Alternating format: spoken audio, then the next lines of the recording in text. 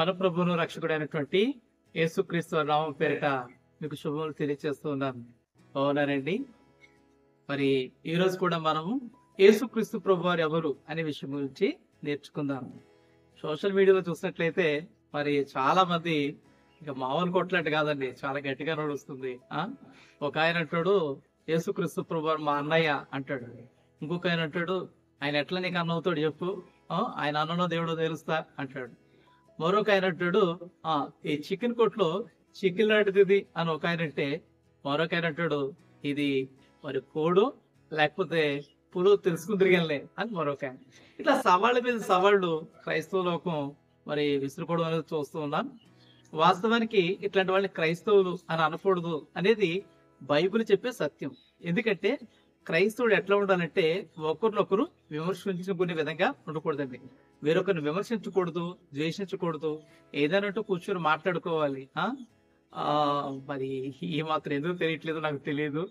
అయితే దేవుని వాక్యం అంటుంది ద్వేషించొద్దు, ప్రతివాడికి నిన్ను అడిగే ప్రతివాడికి ఎట్లా చెప్పాలా, సాత్వికంతో సమాధానం చెప్పాలి. అది కూడా ఎక్కడంటే మరి క్రైస్తవులు తమ మధ్య ఉన్న సమస్యని తమ మధ్యలోనే వారు వాటిని నివృత్తి చేసుకోవాలి.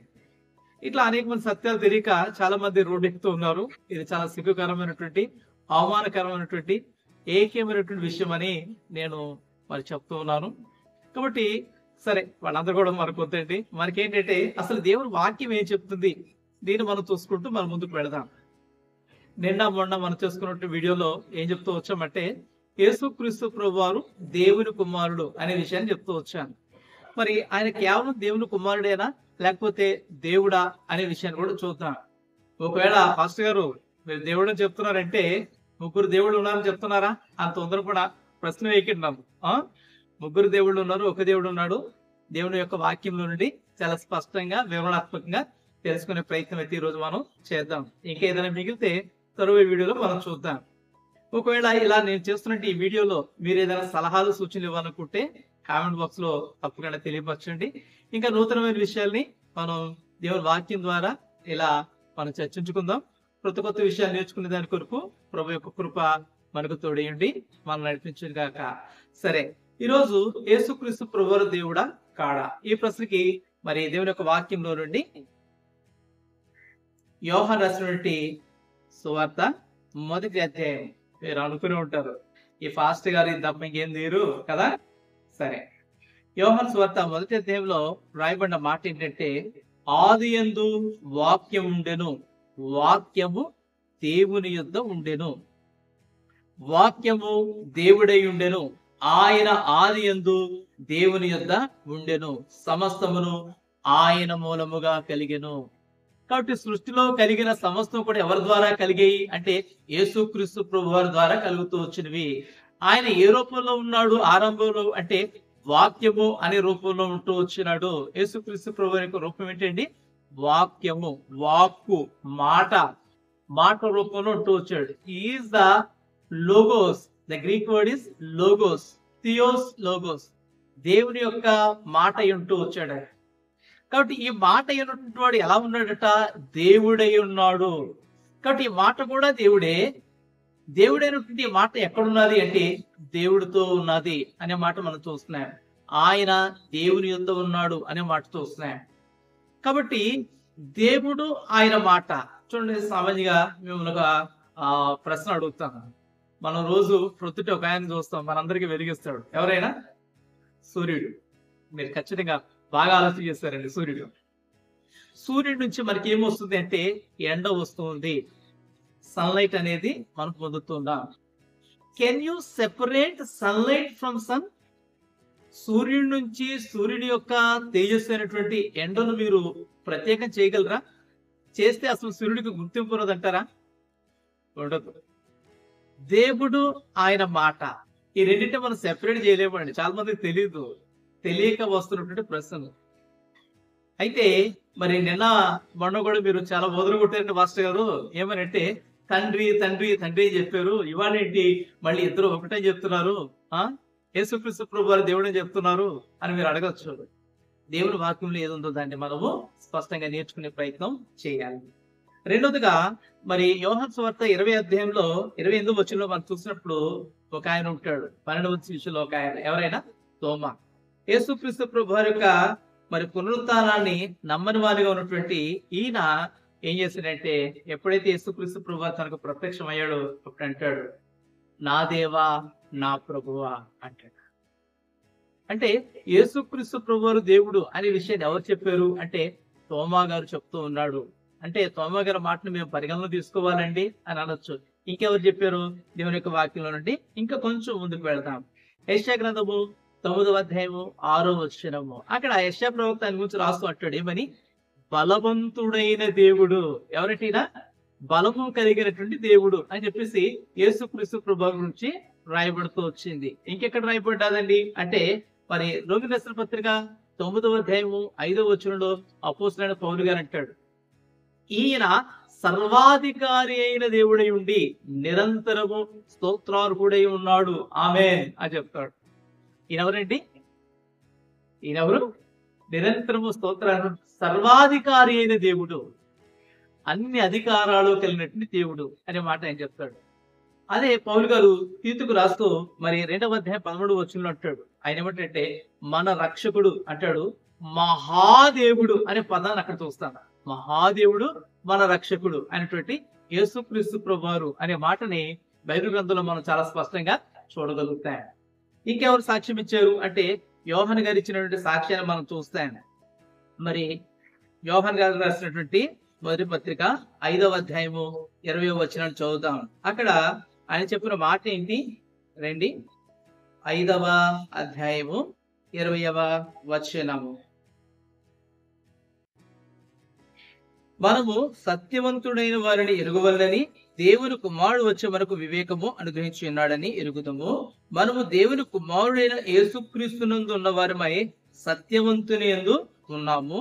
ఆయనే నిజమైన దేవుడును నిత్య జీవమునై ఉన్నాడు. యేసుక్రీస్తు ప్రభువారంట నిజమైన దేవుడు అనే మాటని యోహాను భక్తుడు కూడా జ్ఞాపకం చేస్తున్నాడు. ఇంకెవరు జ్ఞాపకం చేశారు అంటే మరి దేవుని యొక్క వాక్యంలో ఎంత స్పష్టంగా హెబ్రీయుల రాసిన పత్రిక 1వ అధ్యాయం 8వ వచనంలో తండ్రి అయిన దేవుడు అంటాడు, దేవా నీ సింహాసనము మరి నిరంతరం నిలుస్తుంది అని చెప్తాడు. కాబట్టి నీ రాజదండము న్యాయార్థమైనది. నీవు ఏం చేసావు అంటే నీతిని ప్రేమించావు, దుర్నీతిని ద్వేషించావు అనే మాటలు అక్కడ మనం చూస్తాయి. కాబట్టి ఎవరు యేసుక్రీస్తు ప్రభువు అంటే ఆయన దేవుడు అనే మాటను తండ్రి అయిన దేవుడు ఎంతో స్పష్టంగా జ్ఞాపకం చేస్తున్న మాటని పరిశుద్ధ బైబిల్లో చూస్తాం. తండ్రే సాక్ష్యం ఇస్తే ఇంకెవరండి కాదనేది? సృష్టికర్త అయిన దేవుడు ఆయనే యేసుక్రీస్తు ప్రభు వారు మరి సత్యమైనటువంటి దేవుడు లేదా ఆయన దేవుడు అనే విషయాన్ని జ్ఞాపకం చేస్తుంటే కాదని వారు ఎవరు? ఇంకెవరైనా సాక్ష్యం ఇచ్చారా అంటే యేసుక్రీస్తు ప్రభు వారు ఆయనే స్వయంగా సాక్ష్యం ఇస్తూ వచ్చాడు. యోహాను సువార్త 10వ అధ్యాయం 30వ వచనం అంటాడు, నేనును తండ్రిని ఏకమై ఉన్నాం అంటాడు. ఫిలిప్పుతో జ్ఞాపకం చేస్తాడు.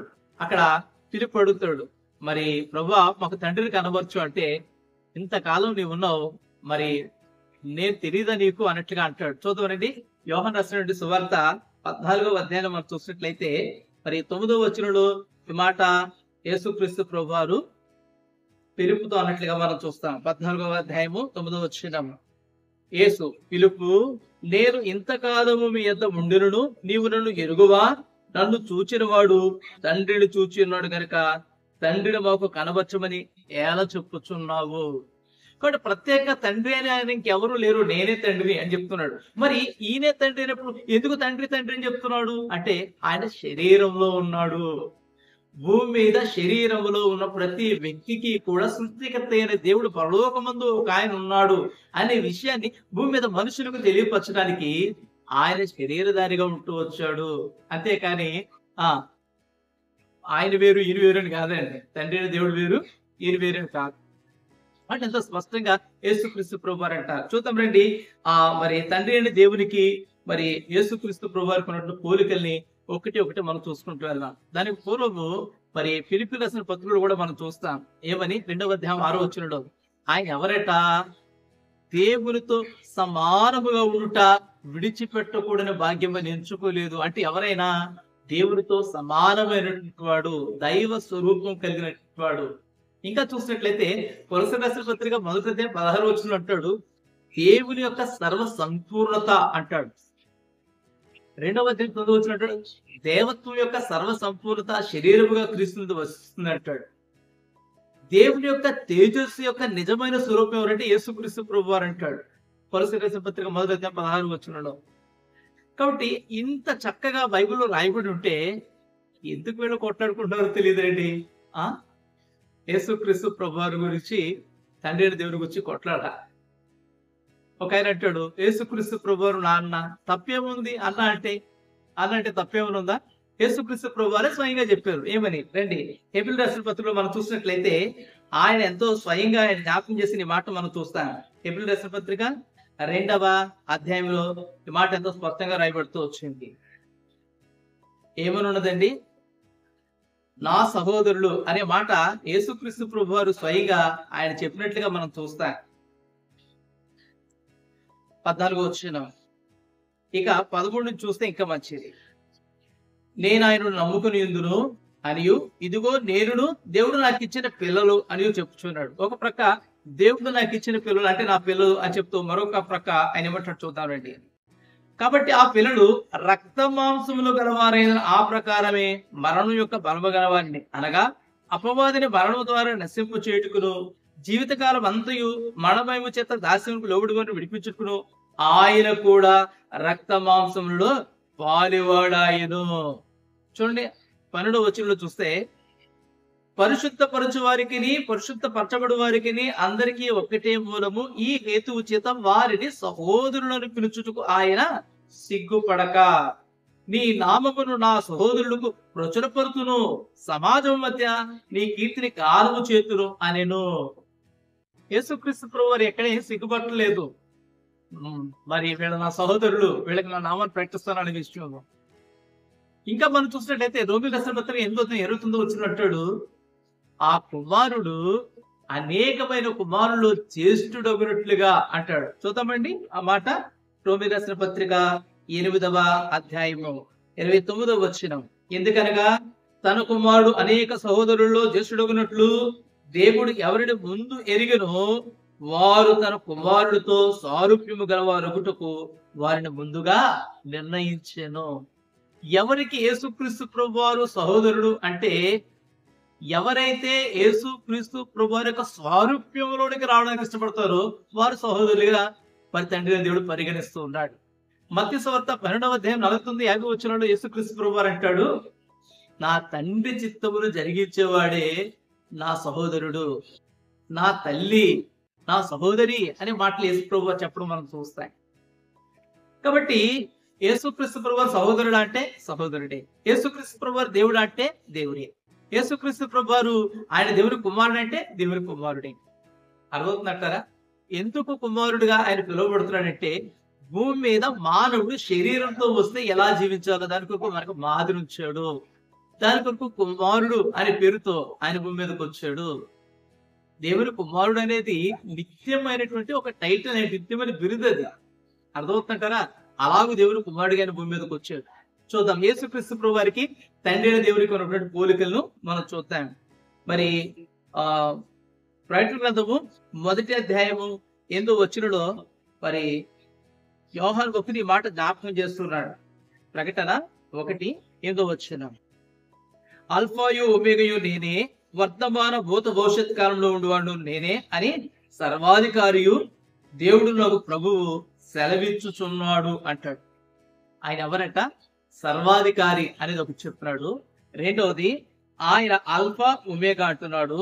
మూడవది వర్తమాన భూత భవిష్యత్ కాలాల్లో ఉండేవాడును అంటున్నాడు. ఇదే మాటను మనం జాగ్రత్తగా గమనించినట్లయితే మరి ప్రకటన గ్రంథం 1వ అధ్యాయంలో 17-18 వచనంలో యేసుక్రీస్తు ప్రభువారు తాను స్వయంగా చెప్తున్న మాట చూద్దామండి.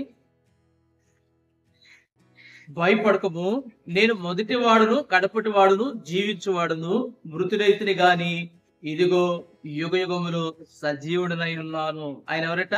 మొదటి వాడును కడపటి వాడును. నేను మొదటి వాడును, నేను కడపటి వాడును. ఈ మాట ఎక్కడుంది? మరి యెషయా గ్రంథంలో మనం చూసినట్లయితే ఆ మాట మనం చూస్తాం. 44వ అధ్యాయం 6వ వచనంలో ఏమంటాడు?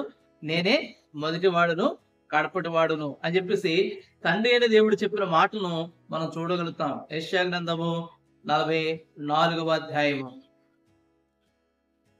6వ వచనం. నేను మొదటివాడును కడపటివాడును, నేను తప్ప ఏ దేవుడును లేడు. కాబట్టి యేసుక్రీస్తు ప్రభువారు అంటే నేను మొదటివాడును, నేను కడపటివాడు అంటే తండ్రి దేవుడు అంటే నేను మొదటివాడును, నేను కడపటివాడును అనే మాట మనం చూస్తున్నాయి. ఇంకేంటి అంటే ఈయన అల్ఫా ఒమేగా అని చెప్తూ ఉంటే ఆయన అంటాడు ప్రకటన గ్రంథం 22:13 నేను అల్ఫా ఒమేగా అంటాడు. ప్రకటన గ్రంథంలో మనం చూసినట్లయితే ఈ మాట గమనించగలుగుతాం. 22వ అధ్యాయము 13వ వచనము చూద్దాం రండి. ఆ మాటలో ఆయన ఏమంటున్నాడు, నేనే అల్ఫాయు ఒమేగయు, మొదటివాడును కడపటివాడును, ఆదియు అంతమునయున్నాను. ఆయన ఏమంటున్నాడు, నేనే ప్రారంభము నేనే ముగింపు అంటున్నాడు. తండ్రి అయిన దేవుడు ఏం చెప్తున్నాడో అవే మాటలు యేసుక్రీస్తు ప్రభువారు చెప్తున్నాడు. మరి ఇప్పుడు తండ్రి వేరు కుమారుడు వేరు అంటారా? చెప్పాలి మీరు. కాబట్టి ఇంకా ఏమున్నది అంటే ఆయన అంటాడు నేను సృష్టికర్తను అని చెప్పేసి తండ్రి అయిన దేవుడు చెప్తూ ఉన్నాడు. అదే మాట మనం చూస్తాం కదా. ఏమని మరి ఆది కాండము 1:1 ఆది యందు దేవుడు భూమి ఆకాశములను సృజించెను అనే మాట మనం చూస్తాం. అదే మాట మనం చూసినట్లయితే కొలస్సీయుల రాసిన పత్రిక 1వ మరి 16 వచనం చూస్తే మరి భూమి మీద ఉన్న సమస్తమును కూడా యేసుక్రీస్తు ద్వారా యేసుక్రీస్తు నందు చేయబడ్డాయి అనే మాట మనం చూడగలుగుతాం. యేసుక్రీస్తు ప్రభువారే సర్వ సృష్టికి సృష్టికర్త అనే మాటను మనము చూడగలుగుతాం. ఇంకేంటంటే ఈయనంటాడు నేను ప్రభువుని అని ఆయన చెప్తూ ఉన్నాడు. అట్లాగే నేను ప్రభువుని, ప్రతి మోకాలు నా ఎదుట వంగాలి అని చెప్పేసి తండ్రి దేవుడు చెప్తాడు. ఎక్కడ? యెషయా గ్రంథము 45వ అధ్యాయము 21-23 వచనాలు చూస్తే ప్రతి మోకాలు నా ముందు వంగాలి అంటాడు. మరి అదే ఆధిక్యతను మరి ఫిలిప్పీయుల రాసిన పత్రిక 2వ అధ్యాయం 10-11 వచనాలు జ్ఞాపకం చేస్తూ తండ్రి దేవుడు అంటాడు ప్రతి మోకాలు యేసుక్రీస్తు నామములో వంగాలి అంటాడు. అదేంటి? తండ్రి అయిన దేవునికి వంగే ప్రతి మోకాలు మరలా యేసుక్రీస్తు ప్రభువారి పేరట వంగడం ఏంటి? గమనించండి. వ్యత్యాసాలను చాలా జాగ్రత్తగా చూడండి. ఎక్కడ వ్యత్యాసం లేదు. బైబిల్ అర్థం చేసుకునే విషయంలో మీరు తడబడుతున్నారు. అదవుతుందంటారా? ఇంకేంటి అంటే చూడండి, ఆయన అంటాడు యెహోవా నా కాపరి అని చెప్పేసి మరి భక్తుడు జ్ఞాపకం చేస్తాడు. ఎవరు? మన పితరుడైన దావీదు గారు. మరి అదే మాట మనం చూసినట్లయితే యోహాను సువార్తలో మరి 10వ అధ్యాయం 11వ వచనంలో యేసుక్రీస్తు ప్రభువారు అంటాడు నేను గొర్రెలకు గొప్ప కాపరిని, మంచి కాపరిని అనే మాట చూస్తాను.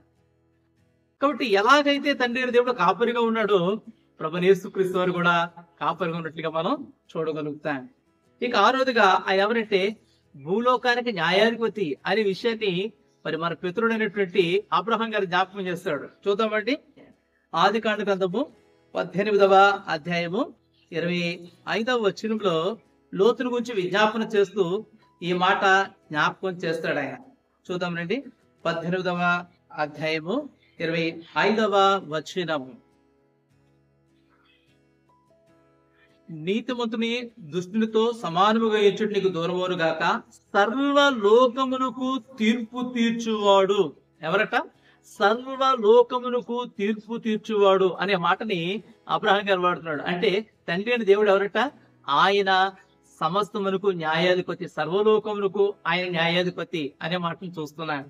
మరి యేసుక్రీస్తు ప్రభువారు ఆయన స్వయంగా చెప్పిన మాట యోహాను సువార్త 5వ అధ్యాయం 22వ వచనంలో ఏమంటాడు? తండ్రి ఎవరికి తీర్పు తీర్చక అంటాడు. ఎవరికి ఇచ్చాడట? కుమారుడికి అధికారం ఇచ్చాడు అనే మాటని బైబిల్ గ్రంథంలో ఎంత స్పష్టంగా మనం చూస్తాం. 5వ అధ్యాయము 22వ వచనము చూడండి. తండ్రి ఎవరికి తీర్పు తీర్చడు గాని తండ్రిని గణపరచునట్లుగా అందరూ కుమారుని గణపరచవలనని తీర్పు తీర్చుటకు సర్వాధికారము కుమారునికి అప్పగించి ఉన్నాడు. ఇప్పుడు చెప్పండి, ఆయన కూడా జడ్జే, ఈయన కూడా జడ్జే. ఇంకేంటి భేదం? ఇంకా చూసినట్లయితే దేవుని వాక్యంలో ఇంకా చాలా విషయాలు ఉన్నాయి. చూద్దాం రండి.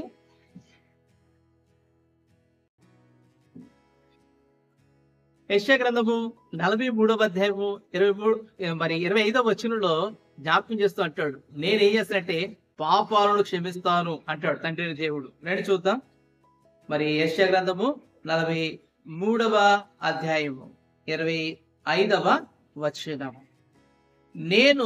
నేనే నా చిత్తానుసారముగా నీ అతిక్రమలను తుడిచివేయుచున్నాను, నేను నీ పాపములను జ్ఞాపకము చేసుకొను. కాబట్టి పాపాలు క్షమించే అధికారం ఎవరికి ఉంది అంటే తండ్రి అయిన దేవునికి ఉంది. అట్లాగే యేసుక్రీస్తు ప్రభు వారు మార్కు సువార్తలో ఆయనతో స్పష్టంగా జ్ఞాపకం చేస్తాడు. 2వ అధ్యాయము మరి 5 నుంచి 10 వచనాలు చూస్తే పాపాలు క్షమించబడ్డాయి అనే మాట ప్రభు చెప్తాడు. ఇంకా మనం చూసినట్లయితే మరి బండ అనే మాట చూస్తాం. ఇంగ్లీష్ లో అయితే రాక్ అనే మాట చాలా బాగా మరి వ్రాయబడుతూ వచ్చింది. ఆ రాక్ అనే మాటని మరి కీర్తన 18వ కీర్తన 31వ వచనంలో చూస్తాం. అది తండ్రి అయిన దేవునికి ఆపాదించబడ్డారు. కొరింథీయులకు రాసిన మొదటి పత్రిక 10వ అధ్యాయంలో మరి 4వ వచనంలో మనం చూసినట్లయితే వారిని వెంబడించిన ఆత్మ సంబంధమైన బండ క్రీస్తు అంటాడు. ఏంటి, పాత నిబంధన కాలంలో వారిని వెంబడించిన బండ క్రీస్తు అని చెప్తాడు. అర్థవుతుందంటే ఇంకేంటి అంటే ఆయన అంటాడు నేను వెలుగుని అంటాడు. మరి చూద్దాం రండి. మరి కీర్తన 27వ కీర్తన మొదటి వచనంలో ఈ మాట మనం చూద్దాం. 27వ కీర్తన మొదటి వచనం ఏమనుంది అక్కడ అంటే, యెహోవా నాకు వెలుగును రక్షణ అయ్యున్నాడు. యెహోవా ఎవరట? నాకు వెలుగు అనే మాట చెప్తాడు. యేసుక్రీస్తు ప్రభువారు ఆయన స్వయంగా జ్ఞాపకం చేస్తూ వచ్చాడు. యోహాను సువార్త 8వ అధ్యాయము 12వ వచనం, నేను లోకమునకు వెలుగై ఉన్నాను. ఇంకేంటంటే నేను రక్షకుణ్ణి అని చెప్పేసి యెషయా గ్రంథము 43వ అధ్యాయం 11వ వచనంలో మరి ఆయన చెప్తాడు. వేరొక రక్షకుడు లేడు అనే మాట స్వయంగా తండ్రి దేవుడు చెప్తాడు. మరి దేవుని వాక్యం మనం చూస్తే లోకాసు వార్త 2వ అధ్యాయం 11వ వచనంలో దేవదూతలు ప్రకటిస్తూ వచ్చారు. ఏమని? నేడు దావీదు పట్టణమందు యేసు అనేటువంటి రక్షకుడు మీ కొరకు పుట్టి ఉన్నాడు అని చెప్తాడు. ఒకడే రక్షకుడు అయితే ఇంకో రక్షకుడు ఎక్కడి నుంచి వచ్చాడు? అర్థమవుతుందంటారా? ఇంకా మరొక పోలిక చూద్దాం. 11వ పోలిక చూడండి. తండ్రి దేవుడు అంటాడు నేనే అంటాడు. ఎక్కడ? మరి నిర్గమకాండము 3వ అధ్యాయం 14వ వచనంలో అదే మాట యేసుక్రీస్తు ప్రభువు కూడా యోహాను సువార్త 8వ అధ్యాయంలో మరి 50వ వచనంలో అంటాడు నేను అబ్రహాము కంటే ముందే ఉన్నాను ఆయా అంటాడు. సో నేను అనేది ఆ యొక్క సెల్ఫ్ ఎగ్జిస్టెన్స్ అనేది మనం చూడగలుగుతాం. ఇంకేంటంటే 12వది ఆరాధనలకు యోగ్యుడు. మరి ద్వితీయోపదేశకాండం 6వ అధ్యాయం 13 వచ్చినట్టాడు ఏమనంటే ఆయనకి తప్ప ఇంకెవరికి బ్రొక్కకూడదు అనే విషయం ఎంత స్పష్టంగా జ్ఞాపకం చేయబడుతూ వచ్చింది. అయితే మరి యేసుక్రీస్తు ప్రభువారు శిష్యుల చేత అనేక సార్లు ఆరాధించబడినటువంటి సందర్భాలను మనం చూస్తాం. మత్తయి సువార్త 14వ అధ్యాయము 33వ వచనం చూసినా సరే, మరి యోహాను సువార్త 9వ అధ్యాయం 35వ వచనంలో ఆ గుడ్డివాడు వాడిని అక్కడ ఉన్నటువంటి వారందరూ కూడా వెలివేశారు అని తెలిసినప్పుడు యేసుక్రీస్తు ప్రభువారు వాడిని దర్శించి వాడితో అంటాడు నీవు మనుష్య కుమారుని యందు దేవుని కుమారుని యందు విశ్వాసం ఉంచుతున్నావా అని చెప్పేసి అన్నప్పుడు ఆయన ఎవరో నాకు తెలియదయ్యా అంటే నీతో మాట్లాడుతున్నా నేనే అంటే అయ్యా నేను విశ్వాసం ఉంచుతున్నాను అని చెప్పేసి యేసుక్రీస్తు ప్రభు వారికి బ్రొక్కాడు అనే మాట మనం చూస్తాం. కాబట్టి యేసుక్రీస్తు ప్రభు వారు ఆరాధనకు యోగ్యుడు. ఇంకా ఎందుకు ఆయన పుట్టినప్పుడే తూర్పుదేశపు జ్ఞానుడు వచ్చి ఆయన ఆరాధించినట్లుగా మనం చూస్తాం. ఆరాధనకు యోగ్యుడు. ఇంకేంటి అంటే చూద్దాం 13వ వచనం రాజులకు రాజు అనే మాట చూడండి. మరి తిమోతికి రాస్తూ మొదటి పత్రికలో 6వ అధ్యాయము 15వ వచనంలో పౌలు భక్తుడు జ్ఞాపకం చేస్తాడు ఆయన ఎవరు అనే విషయాన్ని. చూద్దామండి. తిమోతికి రాసినటువంటి మొదటి పత్రిక మరి 6వ అధ్యాయము 15వ వచనం. ఇక్కడ రాయబడిన మాట ఏంటంటే ఆయన మరి రాజులకు రాజు అనే మాటను జ్ఞాపకం చేస్తూ ఉన్నాడు. శ్రీమంతుడును అద్వితీయుడును సర్వాధిపతియు యుక్త కాలము యందు ఆ ప్రత్యక్షత కనబరచును. ఆ సర్వాధిపతి రాజులకు రాజును ప్రభువులకు ప్రభువునై ఉన్నాడు. ఈ మాట తండ్రి దేవునికి రాయబడుతూ వచ్చింది. మరి ప్రకటన గ్రంథంలో మనం గమనించినట్లయితే యేసుక్రీస్తు ప్రభు వారు 19వ అధ్యాయం 16వ వచనంలో ఆయన తొడ మీద రాయబడిన మాట చూస్తాం. ఏమని? ఆయన రాజులకు రాజు ప్రభువులకు ప్రభువు అనే మాట మనం చూస్తాం. ఇంకేంటట అంటే ఆయన జీవదాత అనే మాట మనం చూస్తాం. మరి ద్వితీయోపదేశకాండం 32వ అధ్యాయం 39వ వచనంలో ఏమనుంది? మృతులను సజీవులుగాను సజీవులు మృతులుగాను చేయగలను అంటే యేసుక్రీస్తు ప్రభు వారు అంటాడు యోహాను సువార్త 11వ అధ్యాయం 25వ వచనంలో పునరుత్థానమును జీవమును నేనే. మరి బ్రతికి నా యందు విశ్వాసం ఉంచేవాడు ఎన్నటికీ చనిపోడు, చనిపోయిన వాడు తిరిగి లేచును అనే విషయాన్ని యేసుక్రీస్తు ప్రభు వారు చెప్తారు. కాబట్టి ఆయన ఎట్లాగో జీవాధిపతితో జ్ఞాపకం చేయబడుతూ వచ్చింది. ఇక 15గా చూసినట్లయితే ఈయన శాశ్వత కాలం ఉండే దేవుడు. అదే మాటను మనము కీర్తన గ్రంథం 90వ కీర్తన 1-2 వచనంలో చూస్తే దేవా తరతరములకు మాకు నివాస స్థలము నీవే అని చెప్పేసి ఆయన యొక్క నిత్యత్వం గురించి మనకు పితరుడైన మోషేగా చెప్పడం చూస్తాం. అదే మాట హెబ్రీయులకు రాసిన పత్రిక 13వ అధ్యాయం 8వ వచనంలో యేసుక్రీస్తు నిన్న నేడు నిరంతరము ఒకటే రీతిగా ఉన్నాడు. కాబట్టి ప్రియులారా జ్ఞాపకం చేసుకునండి, అనేకమైన విషయాలు తండ్రి అనే దేవునికి ఏమున్నాయో ప్రభువైన యేసుక్రీస్తు వారికి అవే మాట్లాడుతూ వచ్చాయి. వీటన్నిటికంటే ప్రాముఖ్యంగా నేను మరొక మాట చెప్తాను మీకు. చూద్దాం రండి. మరి యోహాను రాసినటువంటి మొదటి పత్రిక 5వ అధ్యాయము. తెలుగులో ఈ కంటెంట్ అంత కరెక్ట్ గా లేదు, నేను ఇంగ్లీష్ లో చదువుతున్నాను, దయచేసి అర్థం చేసుకోండి. యోహాను రాసిన మొదటి పత్రిక 5వ అధ్యాయము 7వ వచనము. For there are three that bear record in heaven, the Father, the Word, and the Holy Ghost, and these three are one. వీళ్ళ ముగ్గురు ఒక్కటే.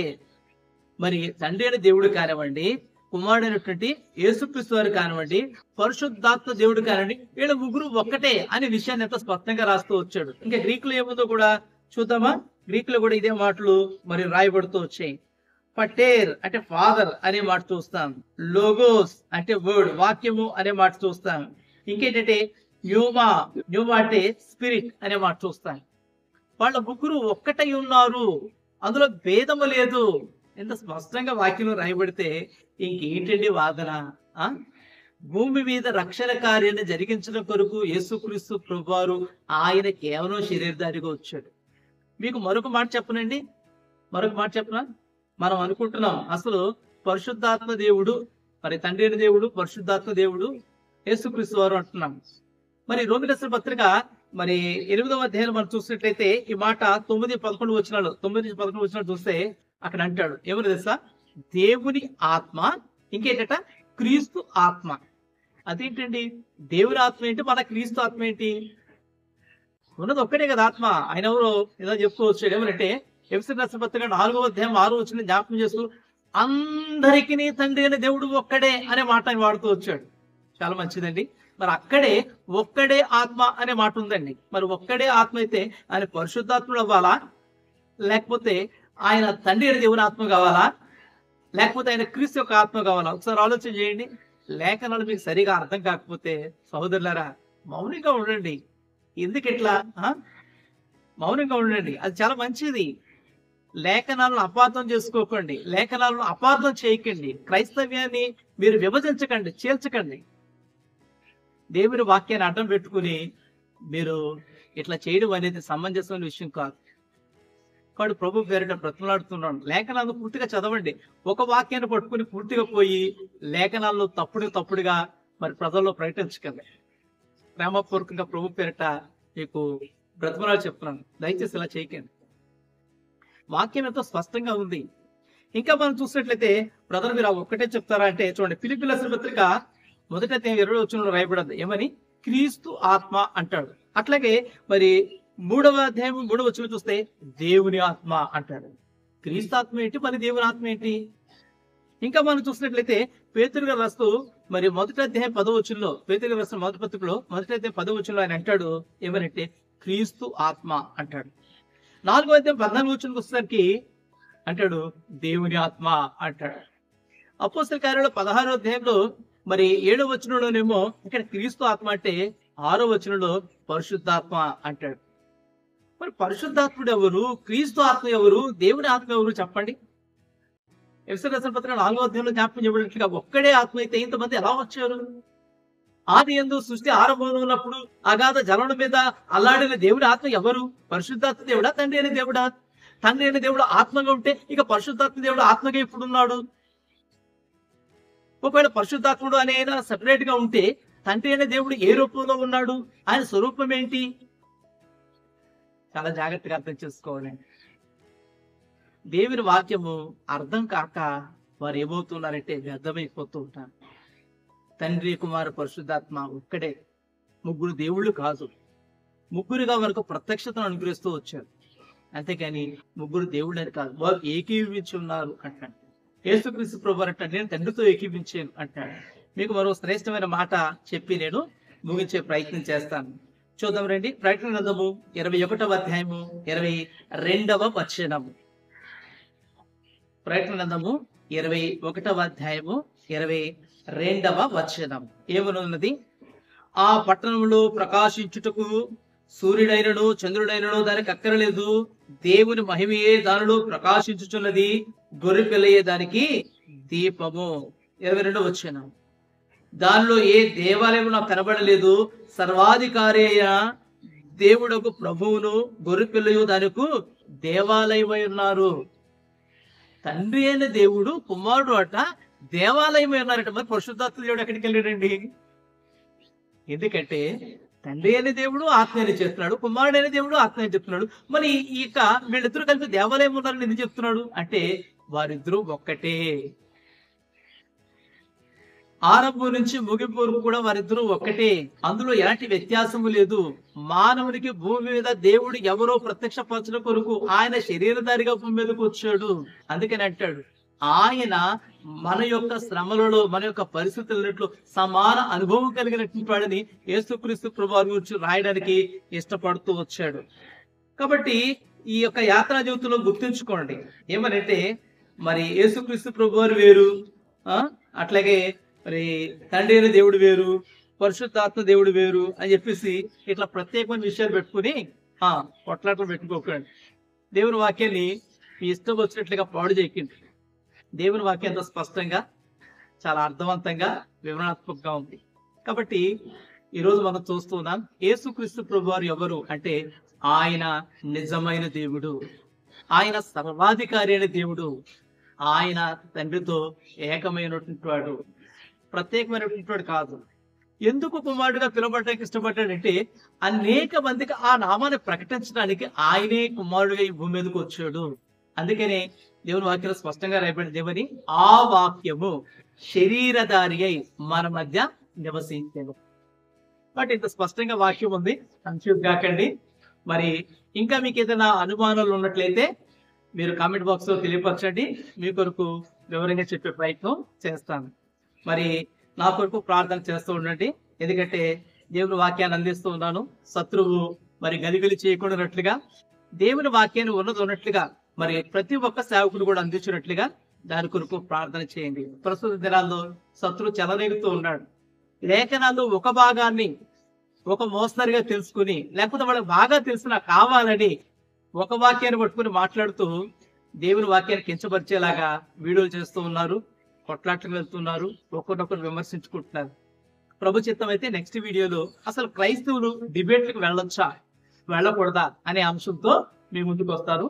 అంతవరకు ప్రభు యొక్క కృప మనకు తోడేయండి, నడిపించను గాక. అందరికీ వందనాలండి.